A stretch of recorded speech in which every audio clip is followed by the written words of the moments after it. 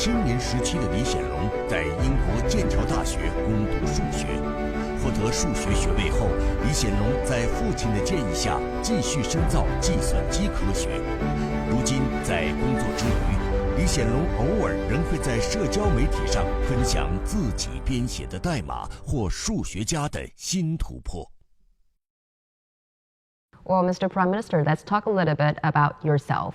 Yes. I heard that you have great passion for mathematics. And for instance, when people like me, when we take on vacation, we relax and we have fun, right? But I heard when you take on vacation, you would spend some of your vacation time to look into unsolved mathematical problems. And that is depicted by some local media as revealing the geeky side of you every now and then. Back in your days in Cambridge, some professors say they felt it was a pity for you to become a politician, not a mathematician, because you were back then a rising star in the world of math. Mr. Prime Minister, have you ever regret about this choice? And how do you think your mastery of mathematics has influenced you in your approach of governance? I don't regret. I was not a rising star. I was a promising student. You're very being modest No, here. it's a vast field, and I did 2 undergraduate years in mathematics, so it's just barely at the foothills. I enjoyed it.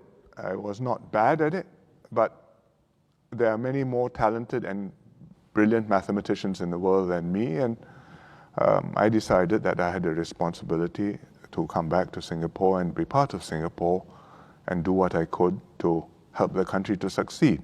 It's a small country. It was at that time a very new country, the first few years of independence.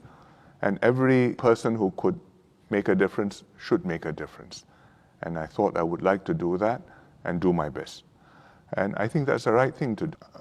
It's been a very fulfilling life. I've been first in the armed forces, Right. and then after that in government, and I've been in government now nearly 40 years. Yes. It's tremendously intellectually stimulating.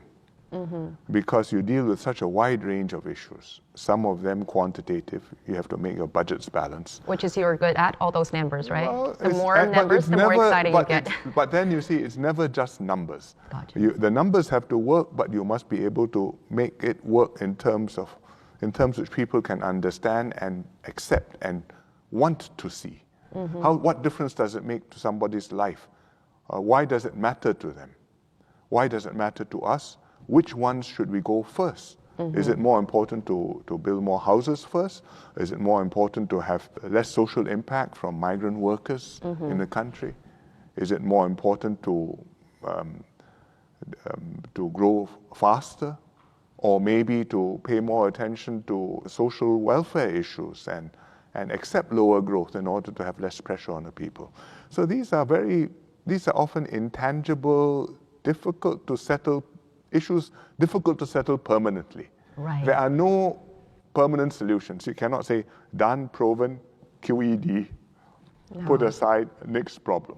These are Never a issues. check in there, not a full check in there. You cannot say checked, done. These are issues which will come back over and over again, year after year, in different forms. You solve it.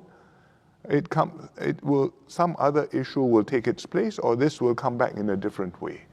And China has the same situation. I mean, you solve the problem of poverty, right. Then you have the question of inequality, you address that, but there's never any point where you can say, my job is done.